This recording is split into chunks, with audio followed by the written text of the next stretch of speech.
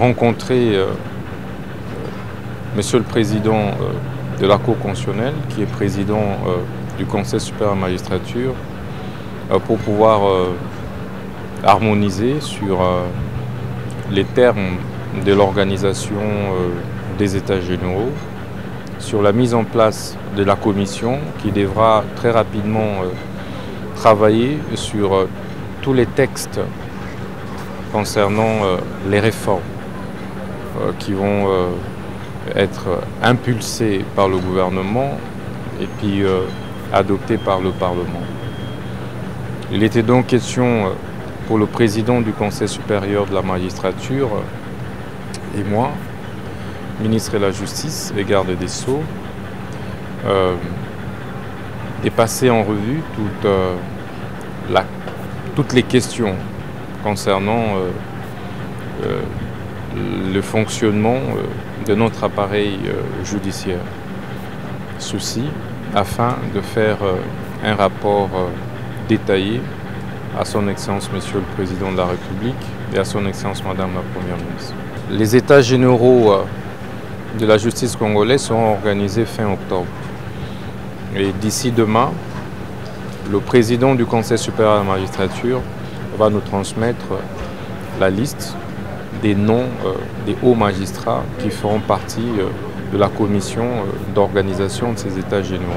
Et s'agissant des réformes, il m'a également rassuré que d'ici demain, il m'enverra la liste des hauts magistrats de la Cour de cassation, du parquet de la cassation, de la Cour constitutionnelle, parquet Cour constitutionnelle, Conseil d'État, parquet Conseil d'État et certains autres magistrats pour faire partie de la commission des réformes que nous avons mise en place pour que celle-ci puisse travailler sur les différents textes que nous avons déjà apprêtés afin de pouvoir peaufiner, étoffer la dernière mouture des textes qui sera envoyé à l'Assemblée nationale, mais avant cela, évidemment, sera soumise au Conseil des ministres de la magistrature, dans le cadre de concertation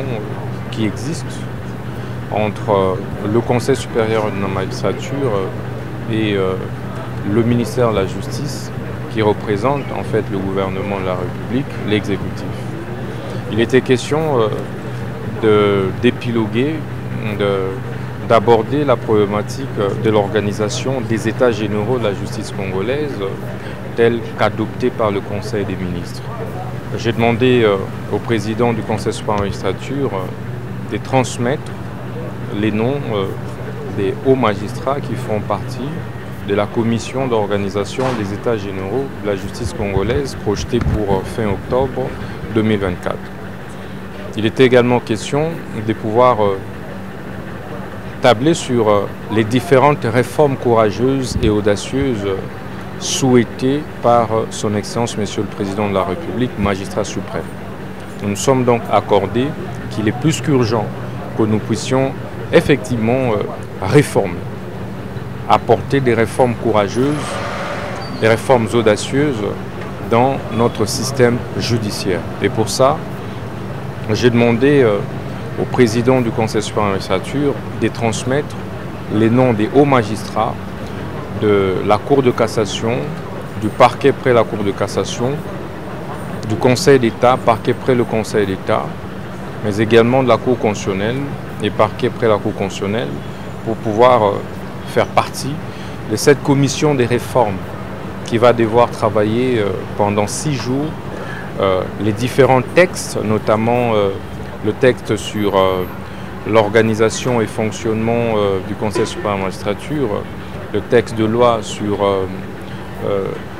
les statuts des magistrats, les textes de loi sur l'organisation et fonctionnement des juridictions de l'ordre judiciaire.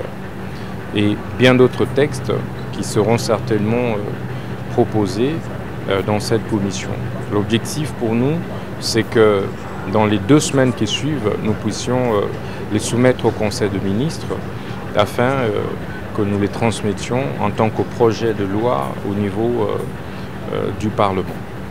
Et d'ici 72 heures, 48 heures, mais l'objectif c'est que dans 24 heures, le président du Conseil supérieur de la magistrature puisse nous transmettre ces noms et que, évidemment, dans les 48 heures qui suivent, le travail de fond puisse commencer.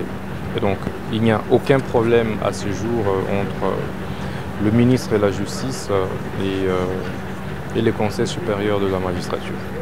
Il n'y a aucune contradiction entre le Conseil supérieur de la magistrature et le ministère de la Justice. Pour autant que toutes les mesures que le ministre d'État ministre de la Justice prend rentrent dans le cadre de la loi, dans le cadre du droit.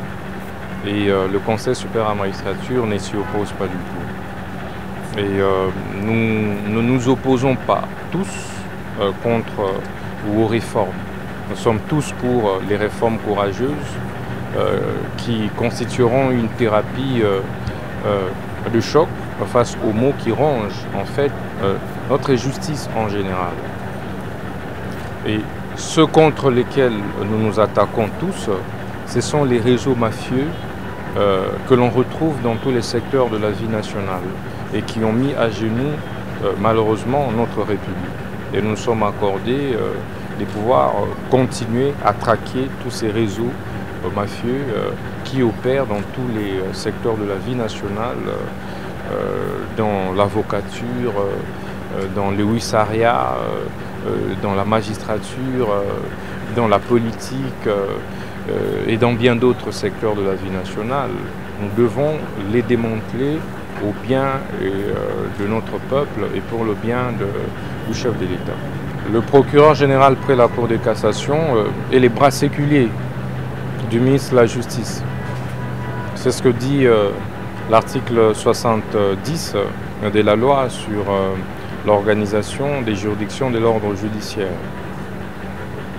Et de ce point de vue, nous sommes en parfaite relation, nous nous concertons et ils exécutent les injonctions que le ministre de la Justice dicte sur la lutte contre la criminalité, contre la délinquance économique et financière.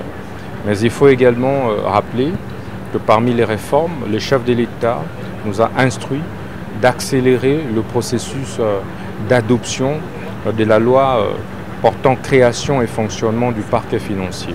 C'est aussi de cela qu'il était question lors de notre échange avec le président du Conseil supérieur de la magistrature.